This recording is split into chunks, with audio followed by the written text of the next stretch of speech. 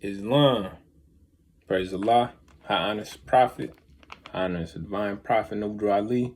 Jesus, Muhammad, Buddha, Confucius. High honors to each and every one of you. High honors to everybody around the world for the uplifting of fallen humanity. Praise Allah. Again, today we reading from the Holy Crown of Moral Science of America, divinely prepared by no prophet Drew Ali, by God and his father, God Allah, great God of the universe. To redeem man from his sinful and fallen stage of man back to highest plane life with Father God, Allah. And again, as always, I apologize for any background noise. I got some cats, I'm in my office here and they get active out there sometimes. Today, we'll be reading from chapter 2, Education of Mary and Elizabeth in Zoan, Egypt. Again, that'd be chapter 2, Education of Mary and Elizabeth in Zoan, Egypt. Again, before we get started, this is from the Holy Crown of Moral Science of America, divinely prepared by no prophet Drew Ali. On the inside cover, he has, know thyself in Allah, the genealogy of Jesus. Then we see a picture of Prophet Noble Ali there. Then on the other side of that is Sultan Abdul Aziz bin Saud. Praise be to Allah. Now, chapter 2. Well, before I get started, the format of this, if you're not familiar, if you've seen this before, welcome back. I appreciate the support. I appreciate you supporting yourself and coming to hear these messages of love, truth, peace, freedom, and justice. And if it's your first time here, welcome. I give honors to you and I give praise to God. Praise, I call him Allah. Other people call him the great God. Other people call him Yah. People call him Ra. Many names for the one God throughout history. And in this mode, I say Allah, or I'll say the great God, or sometimes I'll just say God. And when I say the prophet, I'm referring to the prophet in any of his forms, Jesus, Muhammad, Buddha, Confucius, Noble Drew Ali. That's the prophet. That's the divine prophet, the master teacher, the master sage, etc. So, chapter 2, Education of Mary and Elizabeth in Zoan, Egypt. The son of Rod, Archelaus, reigned in Jerusalem. He was a selfish, cruel king. He put to death all of those who did not honor him. He called in council all the wisest men and asked the infant claimant of his throne. The council said that John and Jesus both were dead. Then he was satisfied. Now Joseph, Mary, and their son were in Egypt in Zoan, and John was with his mother in the Judean hills.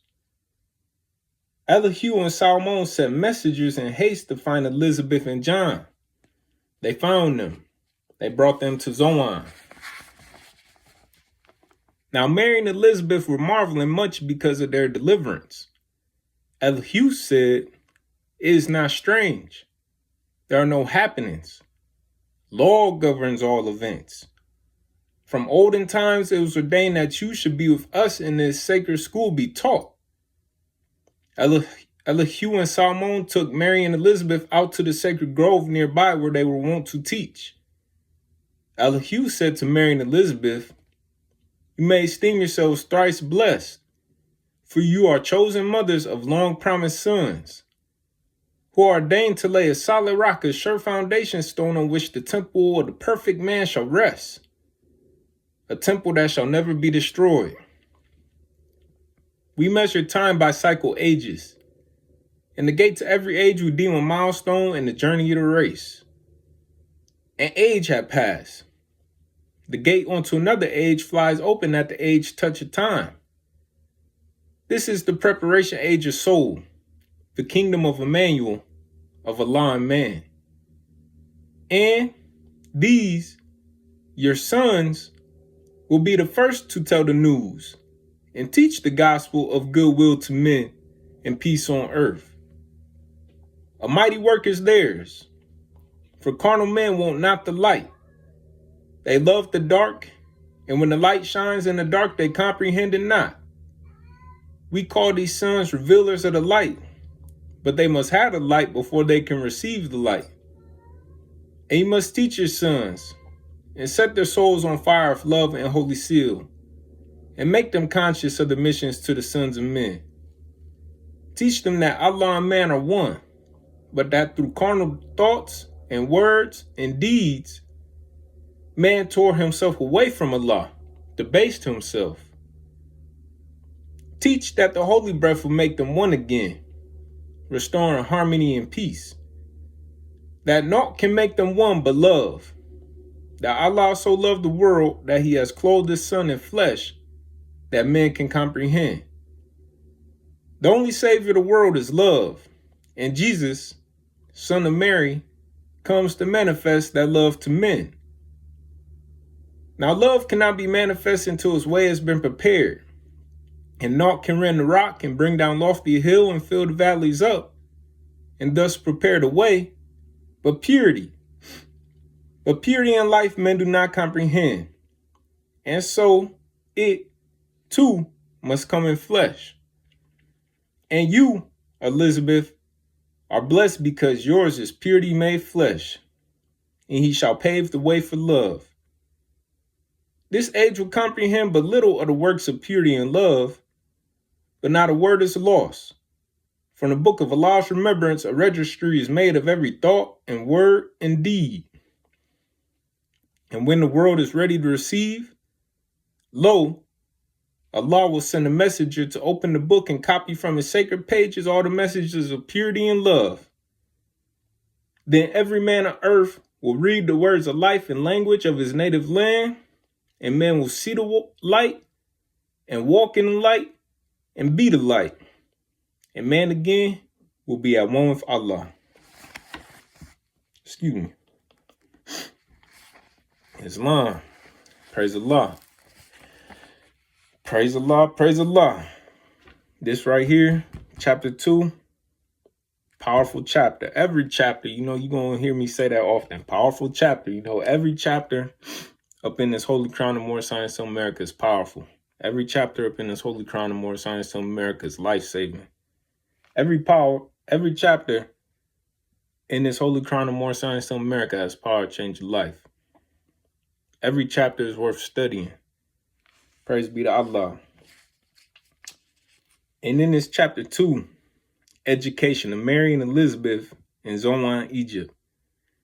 Just think about that title there. Education of Mary and Elizabeth in Zoan, Egypt. When I was growing up, it's just a little bit about me. I didn't know much about Mary. I just knew she was the mother of Jesus, And, I was thankful for knowing that. Praise be to Allah. Now, I didn't think of much about who Mary was, though, as a person, etc. And here the prophet, though, he letting us know about Mary. In the Holy Crown of Muhammad, in the Great Crown of Muhammad, the prophet, he lets us know a little bit about who Mary was. So that's a thing for you to do when you got some time, if it interests you. Go and read the surah about Mary in the Crown of Muhammad, and you'll get some more understanding about who Mary was. Prophet Noble Ali is explaining here, giving to us here some, the backstory of who Mary was in regards to, a lot of understanding that we over here in the Western world have. Us who may have never read the Great Crown of Muhammad. Us are those who came up out of the Bible, out of the church. The prophet is bridging that gap for us here. So we'll start, as the format of this is, I read the chapter in its entirety, and then I go verse by verse, and I give a bit of my understanding. I don't necessarily go verse by verse, every line. Sometimes I'll read a whole chunk and then I'll give an understanding. So general idea is I usually reread, and then I'll give a little bit more in depth of what I understand about this. And again, this is my understanding. This isn't the understanding of the Moorish Science Temple America as a whole. This isn't the understanding of any other Muslim around the world except for myself. And I've been taught that Allah gives us all our portion. Sorry, phone ran out of data up on there, so space. So my bad about that. But I was saying, Allah give us all our portion of understanding. So when I speak about this chapter, it's coming from my own understanding. So I just want to put that out there for everybody to be clear about. Praise Allah. So as we read, the son of Hira, Archelaus, reigned in Jerusalem. He was selfish, cruel king. He put to death all of those who did not honor him. He called in council all the wisest men and asked the infant claimant of his throne. Council said that John and Jesus both were dead. Then he was satisfied. So who is the son of Hira, Archelaus, who reigned in Jerusalem? He was a Roman king, for lack of words. He's the Roman governor of that area. As I said, he was a selfish, cruel king. And he called in council all the wisest men. So the men of the book, the men who knew the Old Testament, just anybody who was wise, and asked about the infant claimant of his throne, who is Jesus. And why was Jesus the infant claimant of his throne? Because Jesus comes from the house of David. He was the long begotten, long promised son. That's who Jesus was. So Jesus had a legit claim to the throne. So Archelaus, he wasn't trying to have that. He was a man addicted to power, carnal things. And as it said, he put to death all those who did not honor him. So this includes, he was killing children too, it says here. You could understand that he asked the infant claimant of his throne. Council said that John and Jesus both were dead. So it's evidence that they was killing whoever. It didn't matter. We continue on. Now Joseph married their son were in Egypt and Zoan. So they had fled to Egypt. And this tells us a little bit, who Jesus was, his complexion and things. Jesus wasn't a European man, guys. Y'all, I'm sorry. He wasn't a European man. Jesus was an Asiatic, a Moabite, Canaanite, Israelite. He had olive hue, complexion. I got an olive hue complexion. It's different shades of olive. You got all the way the darkest shades of olive, all the way to the lightest shades of olive. But it's olive. He wasn't a European. That picture we often see, that was somebody else. That's not a historical representation of who Jesus was. So he fled to Egypt. His family took him to Egypt. And John was with his mother in the Judean hills. So John stayed in Israel. But he was in the hills, though. He was hidden away. Elihu and Solomon sent messengers in haste to find Elizabeth and John. They found them. They brought them to Zoan. So Joseph, Mary, and her son had already headed to Zoan. It was John that they had to go and find, John and Elizabeth. So they sent messengers in haste to find them. So, we could use our thoughts, to imagine how they was able to track them. They was hiding in Judean hills. So that lets us know that we have the power to find, each other when we need to find each other. Now, Mary and Elizabeth were marveling much because of their deliverance. So they was kind of, they was astounded, that they had got, made it to Zoan. Praise be to Allah. As Hugh said, it's not strange. There are no happenings. The law governs all events. So when you think about that, it continues on and says, from old times to this day, that you should be with us and this sacred school be taught. So think about that in your own life. Each and every one of us is the main character in our life. And when things happen, there are no happenings. No law governs all events. So when something happens, when that happens, I guess, when an event goes and happens, it's law governed it. No, law governs all events. Things is ordained to be a certain way. And you should take joy in that, because it lets you know that it's always people looking to help you. You know, John and Elizabeth may not have known about Elihu and Solomon, but Elihu and Solomon knew about them. As said, from old times to then, that you should be with us. You know, and think about who Jesus was. Coming from the house of David, of the tribe of Judah. He had been written into the history. You know, when this son comes, we have to go and find him and teach him the things he's going to need to know in order to uplift fallen humanity. And that's for all of us. You know, we might not have the grand drama that Jesus did. You know, we might not all come from a royal bloodline like Jesus did, but all of us got angels around us looking out for us, you know, putting things in order for us so that we could keep on progressing. And the thing too is, we got to be doing the things that we need to be doing in order to allow the angels to help us. You know, if we going down towards the lower self, you know, think about that. Why would the angel come down and it's like you going the opposite way? The angel's trying to get you to go this way, you going the opposite way. But when we start walking the right way towards the path that we supposed to be on our higher self, that's when the angels start coming more into our lives, because we going accordingly. You know, they're not going to go all the time and go get you when you strain off. You know, you got to get on the path. And once you're on the path, things start to align for you. Like I said, it was ordained that you should be with us in this sacred school be taught. We continue on. Elihu and Solomon took Mary and Elizabeth out to the sacred grove nearby where they would want to teach. So they had a school set up out there. Praise be to Allah. Elihu said to Mary and Elizabeth, "You may esteem yourself thrice blessed, for your chosen mother's long promised son." So again, they knew that John and Jesus were coming. And it just so happened to be that Elizabeth and Mary was going to be their mothers.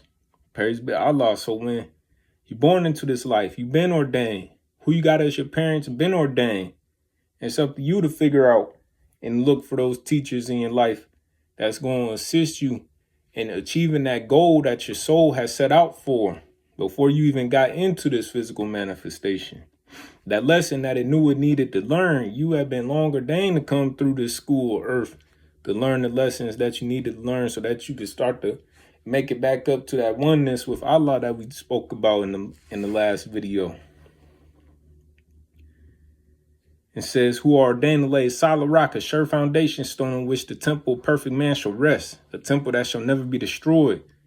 So John and Jesus was ordained to lay a solid rock, a sure foundation stone. So we could look at John and Jesus' life as being that sure foundation stone for us as we become that perfect man, as we become that perfect woman, as we become that perfection that we are ordained to be. A temple that shall never be destroyed. You know, it's often said Jesus is the everlasting, you know, he get that everlasting spring, you know. Think about that. Somebody might feed you a day, right? They might feed you, you know, they might give you a gift. They might give you money. They might pay a bill, whatever, right? But if they not teaching you how to do that for yourself, then you still always going to be ending up thirsty, ending up hungry, ending up wanting something, ending up needing something. But what John and Jesus give you is that thing that open that up for you and yourself. So you don't have to go look for nobody else. You know, that's what that means, you know, the everlasting gospel. Once you learn that, you could feed yourself from that. It says, we measure time by cycle ages, and the gates of every age we deem a milestone in the journey of the race.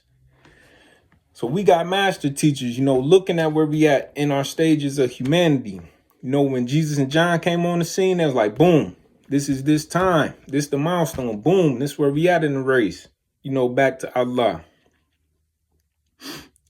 And age had passed. The gate onto another age flies open at the age touch time. So boom, it's open. This is preparation age of soul, the kingdom of Emmanuel, of Allah and man. No, that was 2,000 years ago. Jesus was on the earth 2,000 years ago. With that age, 2,000 years ago. Now, I know it's smarter. I know it's people out there who know about that stuff. So leave in the comments, what an age is to you, the time frame. Because I'm not going to attempt to explain something that I don't really have the necessary clarity to explain it properly. So I look at that, though, an age had passed, 2,000 years ago. That's like an age to me, the age of Muhammad, the age of Noble Drew Ali, the age of Jesus 2,000 years ago. The age of Muhammad was however many years ago. The age of Noble Drew Ali has started how many years ago, and we're living through that now. You live in that age of the prophet until the next prophet come along in that cycle. So people was living in the age of Buddha and Confucius. Then people was living in the age of Jesus. Then people was living in the age of Muhammad. And right now we living in the age of Prophet Noble Drew Ali.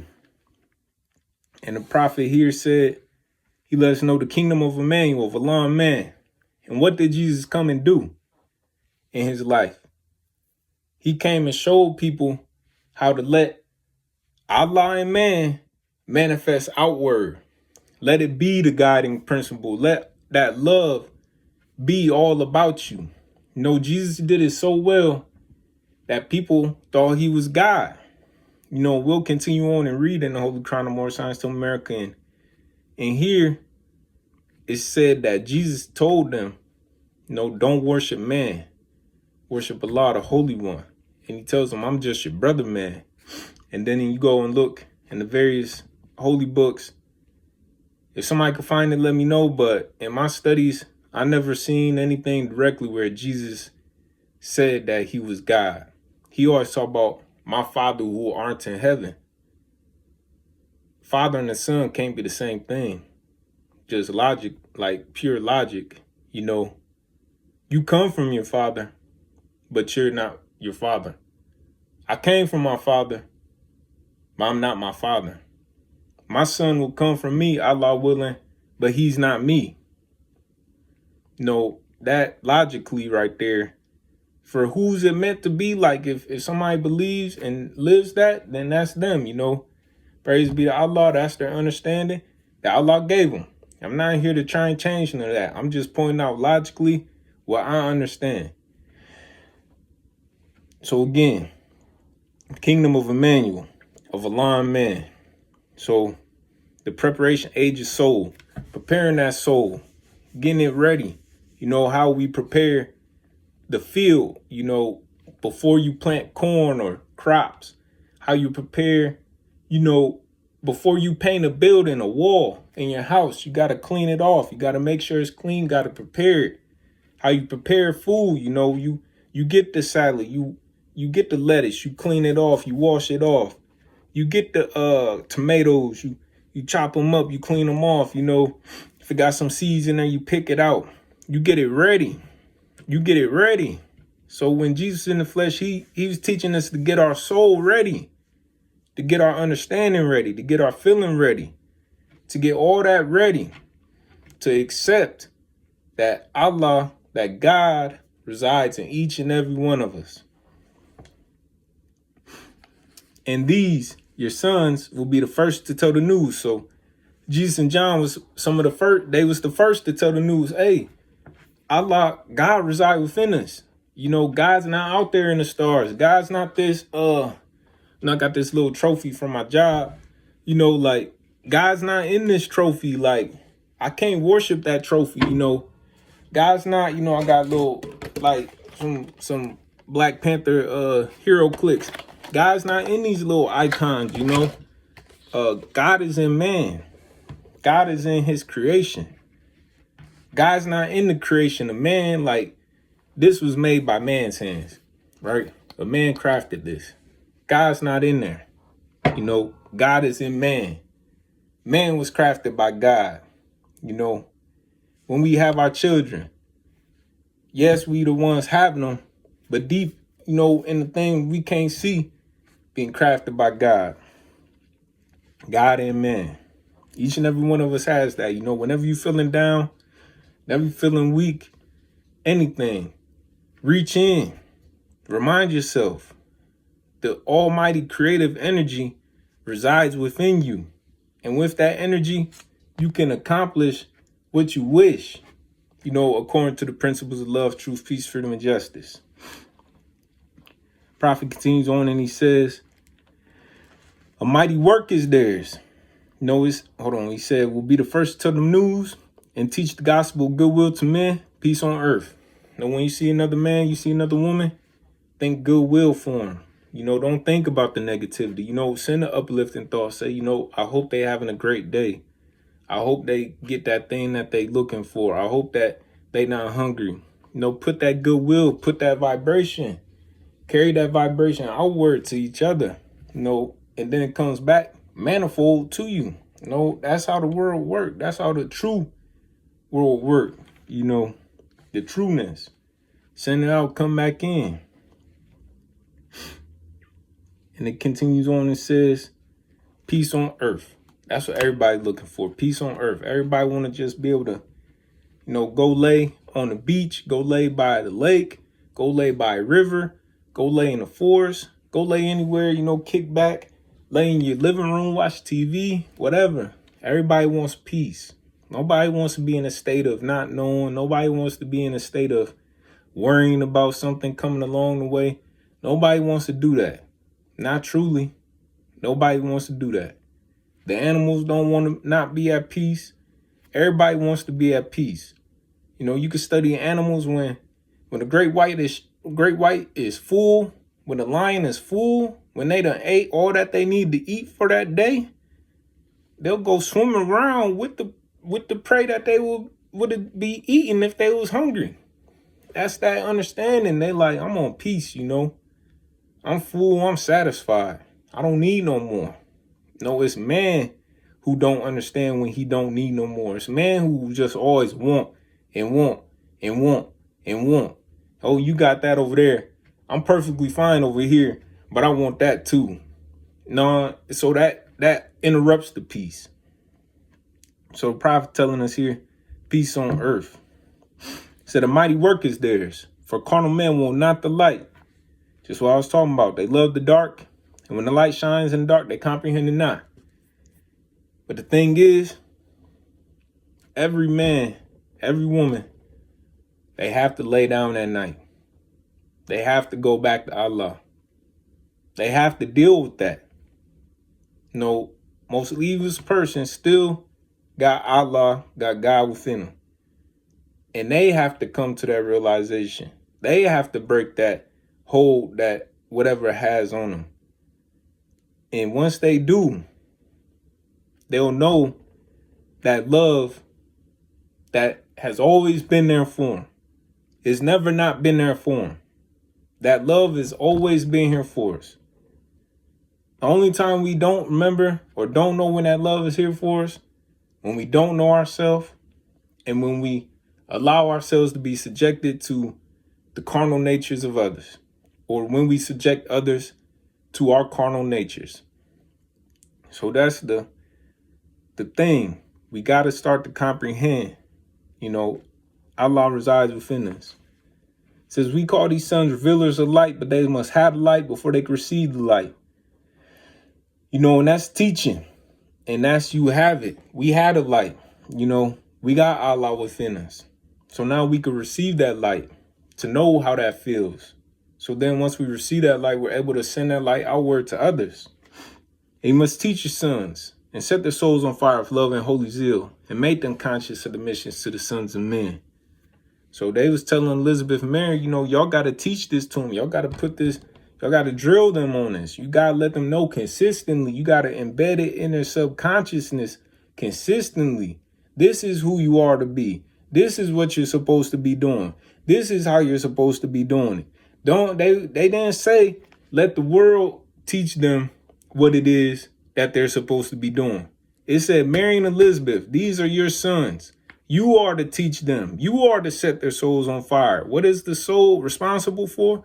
Thinking, understanding, reasoning, willing, comprehending. So today in this age, parents, you got younger siblings, etc.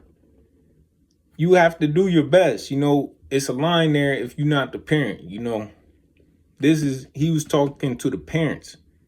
So for your children, when you had them, if you see that they're good at something early, if they're real good at drawing early, if they're real good at shooting hoops early, if they're real good at speaking early, if they're real good at math early, they're real good at coding early, they're real good at anything that's going to uplift themselves and others, make sure they keep doing it. Don't let them get out into the world and think that they not good at something no more. When you seen them when they was 3 years old, 2 years old, making something that brought a tear to your eye because you seen how amazing it was.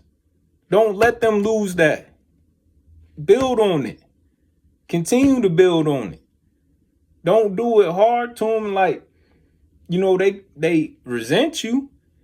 You got to do it through love. Like, look, you are amazing at this. You can do so much greatness with this. And I'm here to help you, to nourish it, to teach you things that you might not understand about it. That's going to make you even be better at it. And that's what John and Jesus was getting from their mothers. That's why their mothers had to be taught first to understand that they was going to need to be like this. They didn't go to the whoever and ask them, how should I raise my sons? Jesus' grandfather, his grandfather's David, house of David said, hey, my grandson, he going to be coming. And when he get here, I need y'all to teach him, his mother and him, these crucial things. So when we in this life, think about how your grandchildren and that going. All right, I'm back again. Hey, I got a phone that I ain't even used yet that got full gigabytes. This phone that I'm recording this off right now is an older phone. So, the iOS on it alone is like 20 gigabytes. So my fault. I'm going to work on that. I'll make sure that's all set up before I start recording. So when, when we in it, it don't get broken. So back to where we at, I was, telling y'all, praise be to Allah, the understanding I get from this chapter, the importance of parents in their children's lives and teaching them to nourish that God-given gift, to embrace that God-given gift that is uplifting them and fallen humanity. Don't let the negativity and the drama get in their minds early, and kill their dreams. You as the parent, as the guardian, it's up to you to light their souls on fire, set their souls on fire with love and holy zeal. It says love and holy zeal. Don't set it on fire with hate, anything, other than love and holy zeal. Teach them, show them that love when you're teaching them, and that holy zeal. Zeal is a strong feeling about something, holy zeal, teach them how it's going to help themselves and help the uplifting of others, and how it's going according to the principles of love, truth, peace, freedom, and justice. It said, teach them that Allah and man are one, but that through carnal thoughts and words and deeds, man tore himself away from Allah, debased himself.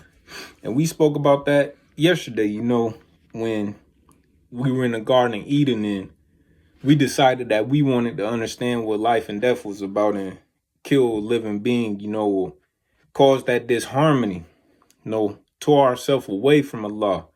We was near the power source, but when we did that, we fell off. We didn't do the thing We didn't do the things according to love, truth, peace, freedom, justice. We chose to do the things according to hatred, slander, lewdness, murders, theft, and everything that harms. And when we did that, we tore ourselves away from Allah. We tore ourselves away from the power source. Think about it like my charger here, right? I do something, pull it away. No more power, no more power. Get back in alignment, it will charge, you understand? So that's what happened. We tore ourselves away from Allah, debased ourselves. Teach that the holy breath will make them one again, restoring harmony and peace. Another word for the holy breath is truth. Teach them the truth, and that will make them one again. Let them know the truth, like about that. For us, for myself, I'm Asiatic Moorish descent. I used to think that I was black or the words due to slavery, Negro, black, color, Ethiopia, and the various things related to that. That's what I used to go by. The prophet came and let me know my history, that I'm Moorish, that I came from the northwestern and the southwest shores of Africa. And on the northwestern and southwest shores of Africa, you could look up and see about Morocco. You could look up and see about Mali. You could look up and you could see about Ghana. You could look up and you could see about the Songhai Empire.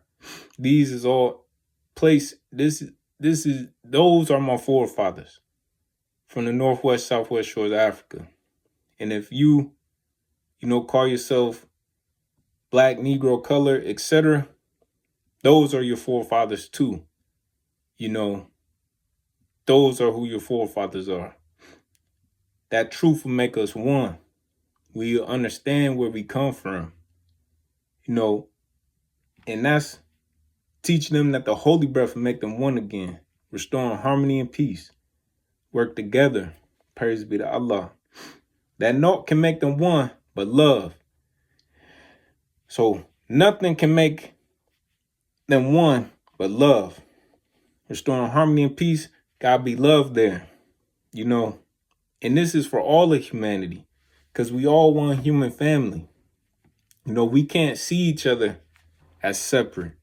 We are all one. We're all one. We all come from the same source. We all got the same general feelings. Everybody loves. Everybody knows what it feels like to be hurt.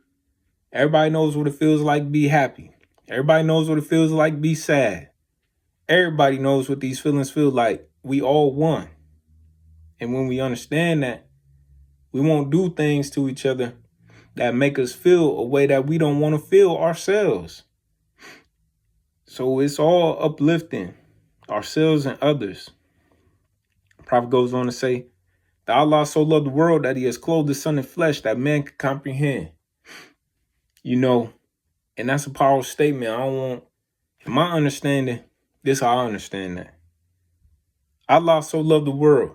Allah loved all the creation. He loved the animals, the plants, the earth, the water, the air, the fire, the stars, everything. Allah loves it. So he put us into the flesh. Allah's son is humanity. It's the human race. Because we are the only thing on this planet, in this universe, that has creative power like that. We can choose to create or we could choose to destroy. No, Allah made us in love. So we, by nature, by default, should create with love. Love, truth, peace, freedom, and justice. And it said that men can comprehend. When somebody does something good for you, you comprehend that. So that's that part about men can comprehend. That women can comprehend. When we do good to each other, we comprehend that. When we do bad to each other, we comprehend that. And we also comprehend that when we do good to each other, it feels a lot better. All the time. Every single time. Even if you the one doing bad to somebody else and you benefit, say I for example, I steal whatever from somebody. They lose it, they gonna feel completely bad. I'm gaining that, but when I lay down, I'm gonna feel bad for it. Eventually, you're gonna feel bad for it. That consciousness, Allah within you, is not gonna let you not feel bad for it. You're gonna have to think about it every day. You might try to drown it away through whatever. Look, do something horrible, you drown it away in drugs and alcohol, whatever, porn, whatever. You drown it away. You put yourself in the hell. Allah ain't have to do that. You did it yourself.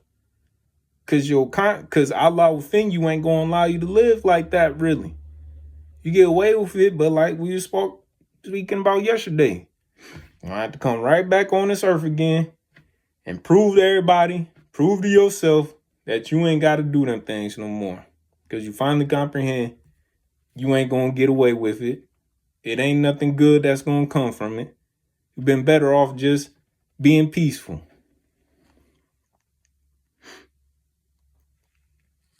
That man can comprehend.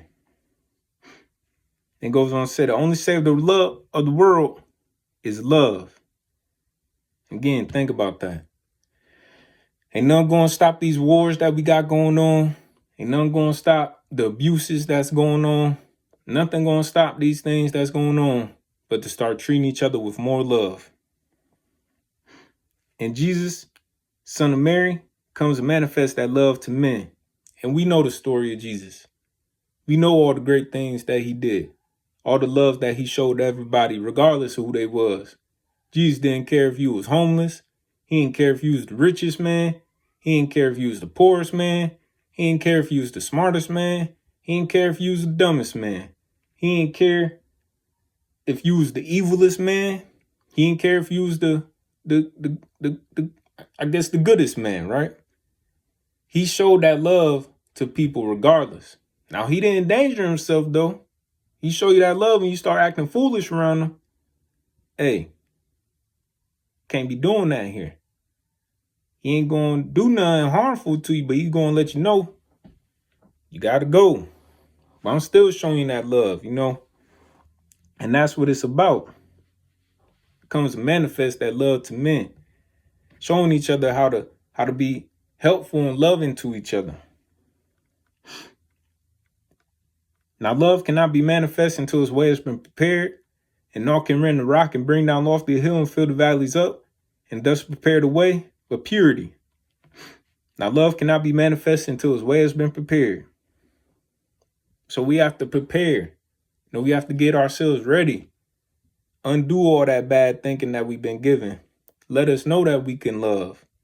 Undo them stereotypes that we may have about each other. Letting us know that we could love. We have to prepare that. And it says, and naught can rend the rock and bring down lofty hill and fill the valleys up, and thus prepare the way with purity. And where is the number one place that purity starts? It starts in your thoughts. You may get an impure thought. You may see, like myself, I may see a woman walking down the street. Boom, impure thought done came into my head, right? But it's up to me to continue or not continue with that thought. When that thought happens, I have to purify myself. I have to start in my thoughts. I have to purify myself. Think the right thoughts. So that purity starts in our thoughts. And then we continue it on through our physical actions. And then it becomes a habit. And it just is always like that. Then when you do get that impure thought, you know how to deal with it. Pause. That's not a pure thought. I shouldn't go with that thought. And you let it out your system. Simple as, breathing in and out. Letting it out your system. Letting that impure thought out your system. That purity, But purity in life, men do not comprehend. And so it too must come in flesh. And you, Elizabeth, are blessed because yours is purity made flesh. He shall pave the way for love. That's foreshadowing. You know a little bit about the story of John and Jesus? John the Baptist. What was he doing? He was cleaning the people. He was purifying them. He was preparing the way, letting it be ready, letting people be ready for that love that Jesus is going to come and show. You know, John's washing people. John, why you doing this? Why you taking this time to clean me? I never took a bath in like 10 years. I know I stink. Why you taking this time to do that? Because I love you. And it's going to be somebody else up after me that's going to show you how to always keep yourself pure. I'm just cleaning your physical body. But he going to teach you how to keep your internal, let your soul be pure so that you can keep yourself pure all the time. This age will comprehend but little the works of purity and love. But not a word is lost. From the book of Allah's remembrance, the registry is made of every thought and word and deed. And again, praise Allah, because even though that age when John and Jesus was in the flesh comprehended little of the works of purity and love, we know of who John and Jesus are today. The book of Allah's remembrance, the registry is made of every thought, word, and deed. So it's never lost. And when the world is ready to receive, lo, Allah will send a messenger to open the book and copy from his sacred pages all the messages of purity and love. And who came after Jesus? Prophet Muhammad. And what we know Prophet Muhammad for? The Quran. And how do we know the Quran came to Prophet Muhammad? Through a messenger. Who was the messenger? Gabriel, the angel Gabriel. Open the book. Copy from his sacred pages. Look, Muhammad say this. Look, Muhammad say this. Look, Muhammad say this. Look, Muhammad say this. Muhammad said it, and then his messengers copied it down. Hey, it's about to change my life, man. Prophet Muhammad, hey, my brother, this is about to change my life. Hey, Mo, this is about to change my life. Prophet Muhammad kept on saying it, kept on saying it, kept on saying it. Praise be to Allah. And that's that everlasting gospel. And even then, the disciples, before Prophet Muhammad came into the flesh, disciples, they remember what Jesus did and they wrote it down. That's how we got the Bible today. They wrote it down. The people that was with Jesus in the time of Jesus, they wrote it down too. Every time the prophet come into the flesh, he going to say the message and he got people to write the message down for him. And then that message is embedded into our subconsciousness, embedded into the global universal consciousness. It's never forgotten up after that point because it has such a great effect on the world at that moment. It can never be forgotten because it gets embedded into our DNA, everything. Allah is the master planner. Praise be to Allah. Again, this is all just my understanding from this chapter. Then every man on earth will read the words of life and language of his native land, and man will see the light and walk in the light and be the light. And man again will be at one with Allah. And you think about that. I'm reading the Holy Crown of More Science to American English. Prophet Ali brought it to us in English. Before that, the Quran was written down in Arabic. Before that, the Old Testament, New Testament was written down in Hebrew, Latin, etc. It made its way to English, etc. And we was able to read these, in the language of his native land. Where you found, you get to read these instructions. Prophet, we told in the Quran of Muhammad that Allah always sent a prophet to rehearse his signs to the people. So Prophet Muhammad arrived on the scene, as a Middle Eastern person, as a Canaanite, and he spoke to the Canaanites. Jesus arrived on the scene as an Israelite, and he spoke to the Israelites. Buddha arrived on the scene as an Indian, and he spoke to the Indians as an Indian. And their language. Confucius arrived as a Chinese, and he spoke to the people in Chinese. Prophet Ali arrived to the Asiatic Moorish descent here in America as Asiatic Moorish descent, and he spoke to us in our language that we speaking here in America, English. But again, all these is all spoken in the true language is love. That's when we come down, when we is on the highest plane of Allah, Nothing but love. Love was the language up there. That's our true native land where we all descend from Allah. And Allah only speak to us in love. So he sent his prophets to speak to us in love.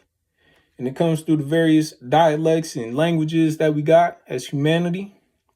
The everlasting message is love. Say, man, see the light and walk in the light and be the light. So people seeing Jesus and John, seeing what they was doing, they was like, no, I'm gonna walk and do what he did. And then they eventually be like that. You know, how many of us was inspired, by Michael Jordan or, millennials now, Kobe Bryant, LeBron James, etc. You see somebody, you see that light in them, you see that gift that they got from Allah. You see that. Then you're like, okay, let me study them and see what they did. And then you start to walk in that. You start to walk in that. You start to make that a part of your everyday habits. They say that Kobe studied, how Michael Jordan put his shoes on, I don't know if he really studied how he put his shoes on, but I won't put it past brother Kobe Bryant, no telling, he might have. But hey, we know he studied his post moves, his dribbles, his jump shot, his dunks, everything, He was studying them. He's trying to be like Mike, as they say. He made his habits that Mike had. He made them into his habits. So he started walking in that light. And then eventually became that light, We think of Kobe Bryant as, some people think him as second greatest basketball player behind Michael Jordan, So when we get that lesson, that understanding, we see who Jesus was. We see who John was. We see who Prophet Noble Ali was. We see who Prophet Muhammad was. We see who Prophet Buddha was. We see who Prophet Confucius is or was, and we make ourselves like them. We start to do the things that they did. And then we start to be like them, allowing that light, allowing that love that we all been blessed with to shine out. And then it says, and man again will be at one with Allah. And again, that's where we came from. That highest plane is always love. Strongest energy in the universe is love. Think about it. Women, love their children. Child could be in a dire situation. That woman's stronger than the Incredible Hulk, father. See his child in a dire situation. He's stronger than Incredible Hulk. That love do something to us. When we acting with that love, you see somebody in war, they comrade, they compadre, they fellow commander, whatever you want to say, they go through some things to save that person. The power of love.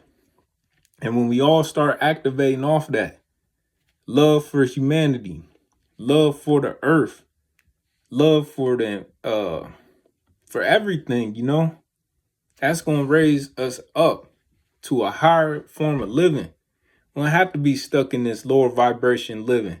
That's all being caused because too many people are following the principles of hatred, slander, lewdness, murder, theft, and everything that harms, and not following the principles of love, truth, peace, freedom, justice. Do everything in love, truth, peace, freedom, and justice. Control your thoughts to be up underneath love, truth, peace, freedom, and justice. Don't allow them to be on that down slope. Start to be one with your creator and watch how your life changes. Watch how much you notice that you're able to do without any resistance and just benefiting your life. Our biggest enemy is ourselves. Ain't nobody else keeping us down but ourselves, and that hatred that we have for ourselves and for others. It's the only thing that keep us down. So as we overcome that, said, and man, again, will be a one with Allah. I'm thankful to Allah being able to speak this message. And again, that was my understanding from the Holy Crown of Moorish Science to America, divinely prepared by no prophet, Drew Ali, by God and his father, God Allah, the great God of the universe, the redeemed man from a sinful and fallen stage of man, back to highest plane life with his father, God Allah. That was from chapter 2, the divine instruction from the Holy Prophet, chapter 2, education, of Mary and Elizabeth and Zoan, Egypt. Praise be to Allah. I gave y'all a reading of the chapter in its entirety, and then I gave y'all my understanding of this chapter in its entirety. And I pray to Allah that assisted you, helped you find a way to uplift yourself. Hopefully it activated that knowingness within yourself that you are, that you can do what you wish to do when you do it with love, truth, peace, freedom, and justice. Again, praise Allah, honors to the Prophet, honors to each every one of you, and I hope that you like, subscribe, turn on your notifications, etc. I'll be continuing doing this as I see my way to uplift fallen humanity. Peace.